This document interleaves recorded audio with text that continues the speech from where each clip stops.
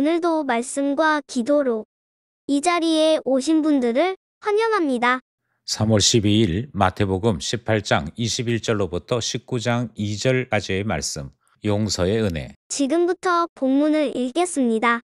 그때 베드로가 나와 이르되 주여 형제가 내게 죄를 범하면 몇 번이나 용서하여 주리이까 7번까지 하오리이까. 예수께서 이르시되 내게 이르노니 7번뿐 아니라 7번을 70번까지라도 할지니라.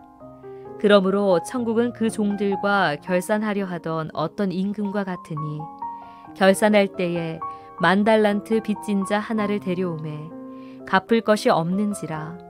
주인이 명하여 그 몸과 아내와 자식들과 모든 소유를 다 팔아 갚게 하라 하니 그 종이 엎드려 절하며 이르되 내게 참으소서 다 갚으리이다 하거늘 그 종의 주인이 불쌍히 여겨 놓아 보내며 그 빚을 탕감하여 주었더니 그 종이 나가서 자기에게 100데나리온 빚진 동료 한 사람을 만나 붙들어 목을 잡고 이르되 빚을 갚으라 하매 그 동료가 엎드려 간구하여 이르되 나에게 참아주소서 갚으리이다 하되 허락하지 아니하고 이에 가서 그가 빚을 갚도록 옥에 가두거늘 그 동료들이 그것을 보고 몹시 딱하게 여겨 주인에게 가서 그 일을 다 알리니 이에 주인이 그를 불러다가 말하되 악한 종아 내가 빌기에 내가 내 빚을 전부 탕감하여 주었거늘 내가 너를 불쌍히 여김과 같이 너도 내 동료를 불쌍히 여김이 마땅하지 아니하냐 하고 주인이 노하여 그 빚을 다 갚도록 그를 옥졸들에게 넘기니라. 너희가 각각 마음으로부터 형제를 용서하지 아니하면 나의 하늘 아버지께서도 너희에게 이와 같이 하시리라. 마태복음 19장. 예수께서 이 말씀을 마치시고 갈릴리를 떠나 요단강 건너 유대 지경에 이르시니 큰 무리가 따르거늘 예수께서 거기서 그들의 병을 고치시더라. 본문 해석입니다. 어제 본문에서 주님을 떠난 자를 교회가 절차를 따라 권면하고 치리해야 될 것에 말씀을 들었습니다. 이때 세 단계의 절차를 본문이 소개했지요. 오늘 본문은 어제 본문에 이어서 용서에 대해 제자들이 질문하고 예수님께서 원리와 그 의미를 가르쳐 주시는 비유 말씀이 등장합니다. 용서한다는 것이 무엇인지, 용서의 한계는 어떤 것인지 본문을 살펴보겠습니다. 첫 번째 문단은 21절로부터 22절입니다. 7번을 70번까지라도 용서하라. 본문은 제자들의 질문으로 시작됩니다. 정확하게는 베드로가 질문하지요. 주여 형제가 내게 죄를 범하면 몇 번이나 용서하여 주리이까? 이 질문은 앞선 예수님의 말씀과 연결해서 생각해야 합니다. 먼저 베드로가 형제가라고 말을 하지요. 이것은 교회 공동체에서 발생하는 문제를 상정하고 질문한 것입니다. 몇 번이나 라는 이 질문 속에는 베드로가 용서의 한계에 대해 질문하는 내용이 포함되어 있고요. 베드로는 질문을 하면서 스스로 제시를 하는, 그래서 충분히 용서해야 될 것을 나름 생각에 담아 말을 합니다. 7번 용서하리까? 여기서 7번이라는 말이 그 당시 사람들의 관용적인 표현으로는 충분히 용서하는 것을 의미하지요. 베드로의 질문에 사용한 단어가 용서라는 말을 쓰지요. 이 말은 놓아주다, 사하다 하는 뜻으로 번역됩니다만 정확한 의미는 죄로 말미암아 발생한 채무를 갚다라는 의미를 가지고 있습니다. 그러니까 죄는 하나님께 빚지는 일이다 하는 점을 생각해야 하는 것이지요. 예수님이 대답이 이렇습니다.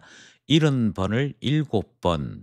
번역을 새롭게 하면서 우리 개역 개정판에서는 7번뿐 아니라 7번을 70번까지 이렇게 번역했습니다. 70번이 먼저 나오든 7번이 먼저 나오든 순서는 중요하지 않습니다.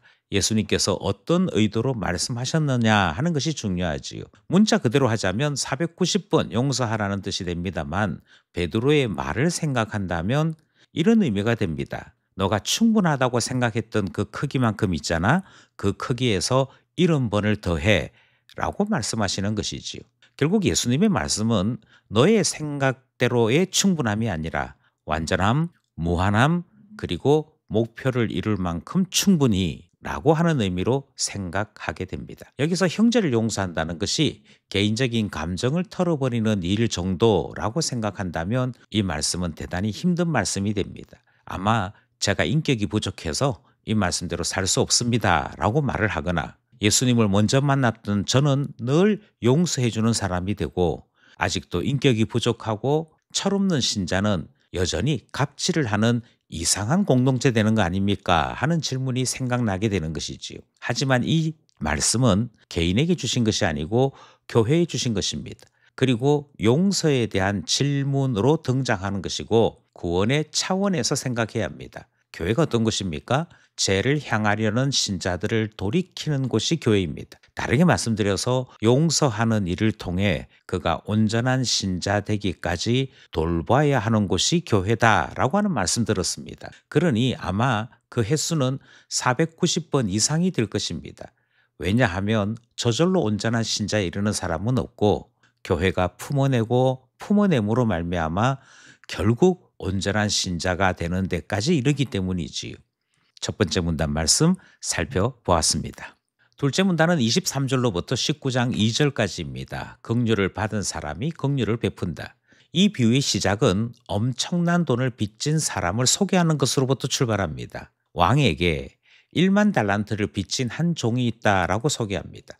그런데 탕감을 받습니다. 27절 말씀을 따르면 그 종의 주인이 불쌍히 여겨 그를 놓아주고 그 빚을 용서해 주었다 이렇게 말씀하죠. 여기까지의 말씀을 통해 죄가 빚지는 일이다 하는 점을 성경이 거듭거듭 언급하고 있음을 확인하게 됩니다. 따라서 우리가 하나님께 죄를 지었다는 것은 그것은 하나님께 빚진 것이 된다는 점도 우리에게 말씀하고 있는 것이고 하나님께 우리가 얼마만큼 죄를 심각하게 지었는가 비유는 1만 달란트쯤 빚진 일이다 이렇게 소개하므로 죄의 심각성을 우리에게 소개하고 있는 것이지요. 어떤 이들은 예수님께서 비유 속에 과장화법을 썼다 이렇게 생각합니다만 죄의 심각성을 모르는 사람들의 생각일 뿐이고 하나님께 우리가 지은 죄가 그만큼 크다 하는 것을 예수님은 비유를 통해 가르치고 계시는 것이지요. 그런데 이 용서를 받았던 그 종이 자기에게 100데나리온 빚진 동료를 만나게 되자 그 동료를 용서하지 않았습니다. 그 동료의 진 빚은 100데나리온 뿐인데도 큰 돈을 탕감받은 그 종은 동료의 빚을 용서할 생각이 없었다라고 소개합니다. 문제는 왕이 이 사실을 알게 되었을 때 몹시 화를 냈다는 것이지요. 33절 말씀이 중요한데요.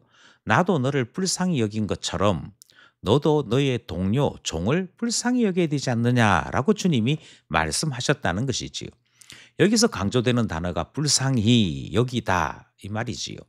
왕이 불쌍히 여겨 1만 달란트를 탕감했다라고 소개합니다. 그러니까 그 종이 용서받은 이유는 단지 하나입니다. 불쌍히 여김을 받았다. 그리고 이 불쌍히 여김을 받은 은혜를 입은 그 종은 이 은혜에 감격해야 했습니다. 그런데 작은 빚진 동료에 대해 불쌍히 여김이 없었다 하는 말은 왕의 속량을 우습게 여겼다 하는 의미로 해석이 되었던 것이지요. 만약 그 종이 자신이 받은 대속의 은혜를 대단히 크게 대단히 무겁게 받아들였더라면 나도 긍휼을 받았으니 너에게 긍휼 베푼다라고 말해야 했다는 것이지요.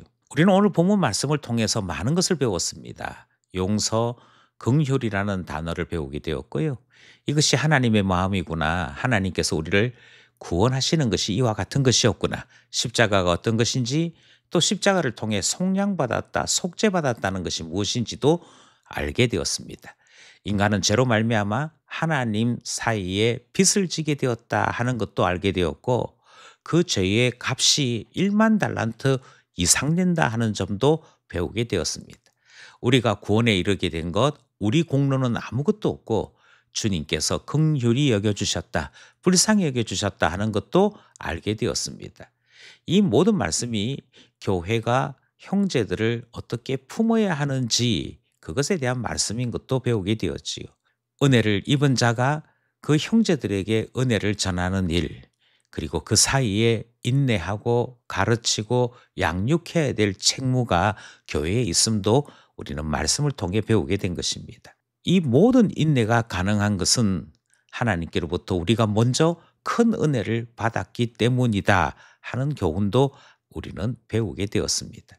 그래서 오늘 본문은 70번에 7번까지라도 용서할 수 있는 이유가 무엇인지, 그리고 그것을 통해 어떻게 한 사람 한 사람의 형제들이 온전한 신자로 자라나게 되는지도 배우게 되는 것이지요.